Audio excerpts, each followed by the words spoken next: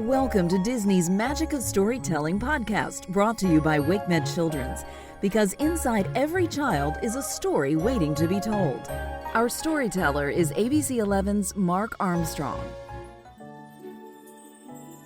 Chapter 1, A Boy Made of Wood. Long ago in Italy, there lived an old clockmaker named Geppetto. Tick-tick-tock, tick-tick-tock went all the clocks in his shop. When he worked, Geppetto felt happy, but when he rested, a sad feeling came over him. Ah, he would think, all my life and no child to call my own. One day, Geppetto carved a puppet from wood in the shape of a boy. The arms and legs could move. He cut and sewed a nice outfit for the puppet, as if it were a real boy. "I will call you Pinocchio," said Geppetto. That night, Geppetto lay the wooden puppet down onto the bed. From out of the window, a big star twinkled bright. Geppetto looked out the window to the twinkling star. "Bright star," said Geppetto, "if I could make one wish, it would be that I could have a real boy of my own." But of course, he knew that was not possible. That night, though, the same big star swooshed right into Geppetto's room. It changed into a blue fairy. The blue fairy flew over the bed. "Little wood puppet," said the blue fairy, "in the morning you will be able to walk and talk like a real boy." She tapped the puppet one time with her wand, "And if you can prove that you are brave and true, someday you will be a real boy." Pinocchio's eyes opened. "One more thing," said the blue fairy. Suddenly a cricket appeared. He was dressed mighty fine and could talk. "Meet the cricket," said the blue fairy. "He will stay with you to help you make wise choices." And with that, the blue fairy went swoosh and was gone, out of the window and up into the night sky. When Geppetto woke up the next morning, he said, "I will go take my puppet out of bed." But the bed was empty. "Here I am, father," said Pinocchio from the other side of the room. Geppetto swung around. "What? You can talk?" "Yep, I am Pinocchio, your boy." "How can this be?" said Geppetto in shock. And then he said, "But who cares?" He rushed over and swept the wooden puppet into his arms. "Pinocchio, my son," he said in great happiness. Chapter 2, Off to School. One day, Pinocchio said, "I want to go to school like other boys." "Of course," said Geppetto, but he did not have the money to buy school books. Later that day, Geppetto came back home with school books. "Now you can go to school," he said. "But father, where is your warm coat?" With a wave of his hand, Geppetto said, "No need to worry about that. What matters is that you will go to school tomorrow." He did not want Pinocchio to know that he had traded his warm coat to buy the school books. The next morning, Pinocchio said goodbye to Geppetto. He skipped along the path to school, humming as he went. The cricket rode on his shoulder, happy too.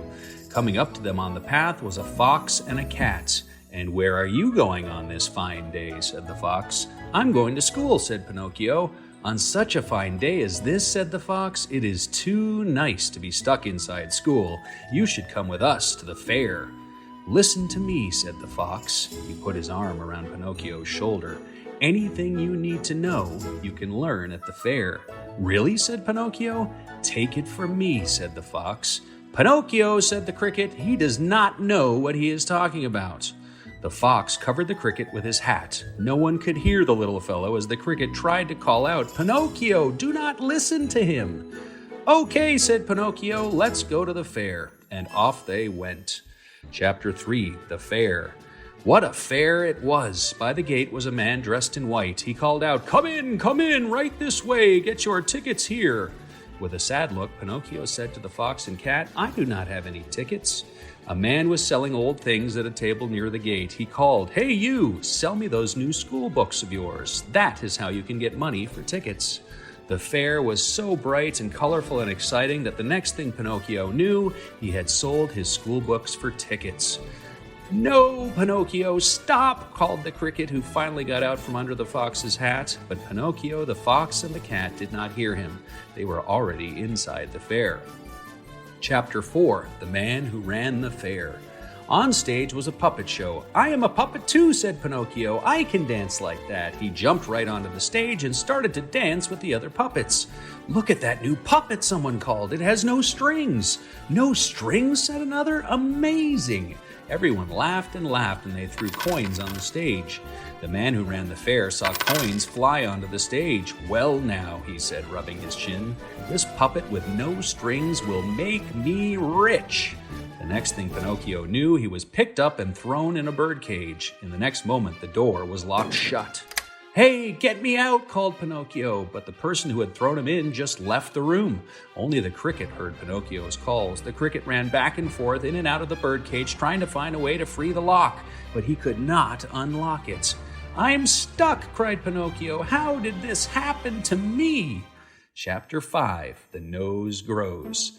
All of a sudden, poof, there was the blue fairy. "Please," said Pinocchio, "can you help me?" "Tell me something first," said the blue fairy. "How did you get inside that cage?" "Tell her what happened," said the cricket. "Well," Pinocchio stopped. Could he really tell the blue fairy what had happened? What would she think of him? I was robbed," said Pinocchio. "Is that right?" said the blue fairy with a frown, and Pinocchio's nose began to grow. "Yes, robbed," said Pinocchio, "by 2 mean men. No, 4 of them." The nose grew more.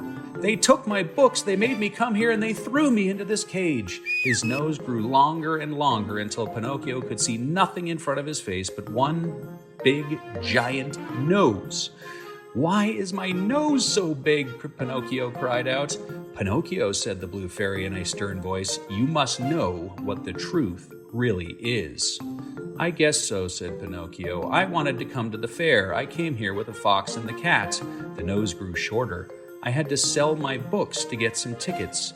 "Had to?" said the blue fairy. I decided to sell my books to get tickets," he said. The nose got shorter still.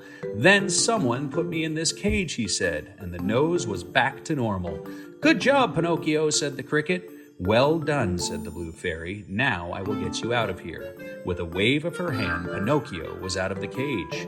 "Here are your books," and Pinocchio was holding the same new school books in his hands again. "Know this," said the blue fairy, "you are on your own from now on. Make sure you do the right thing next time." And she was gone. Chapter 6, The Coachman. Pinocchio was back on the road to school. A coachman drove up. "Hey kid, how about a ride?" "No thank you," said Pinocchio. "I am going to school."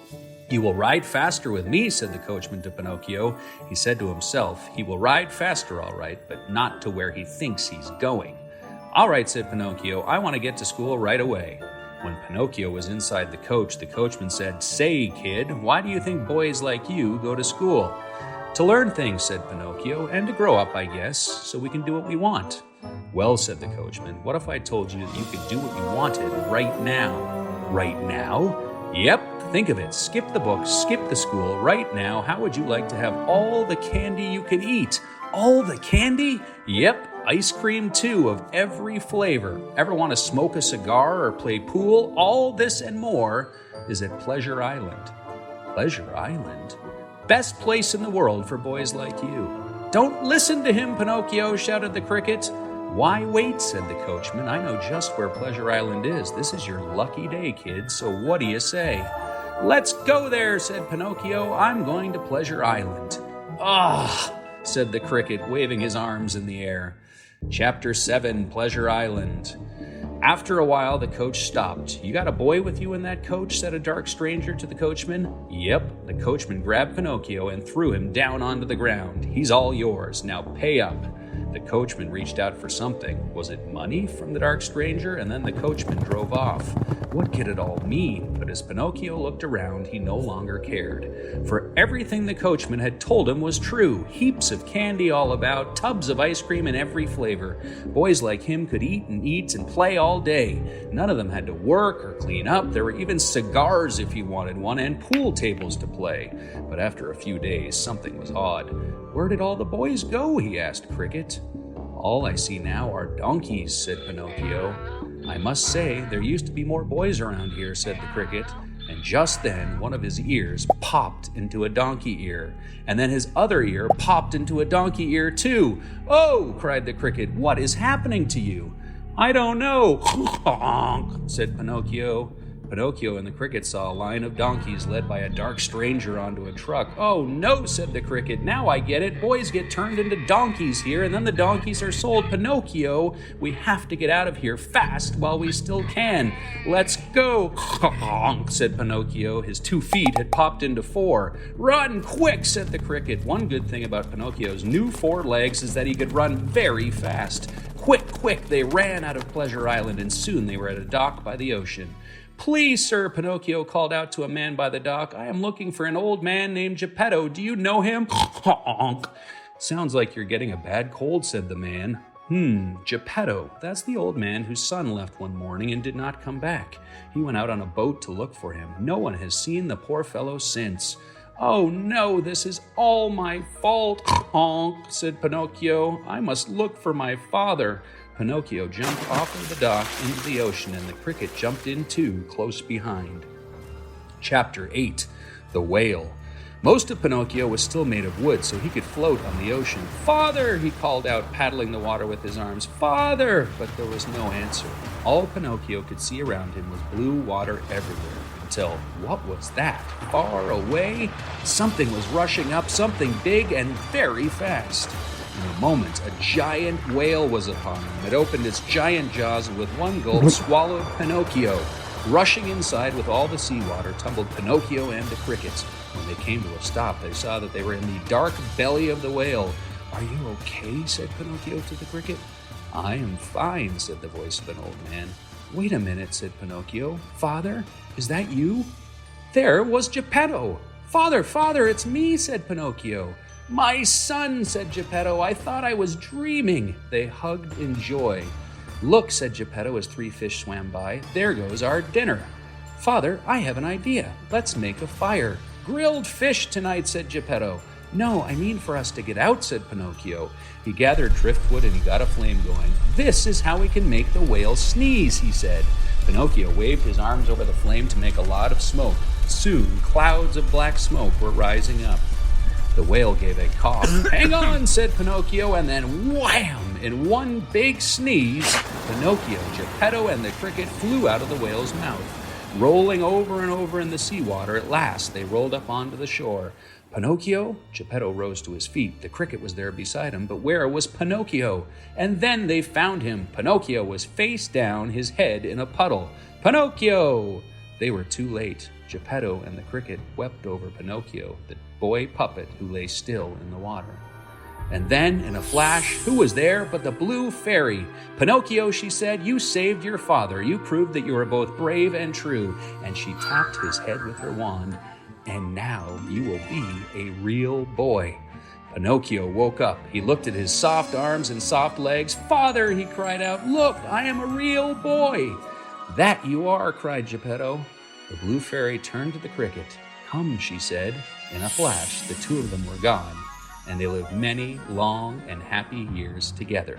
The end.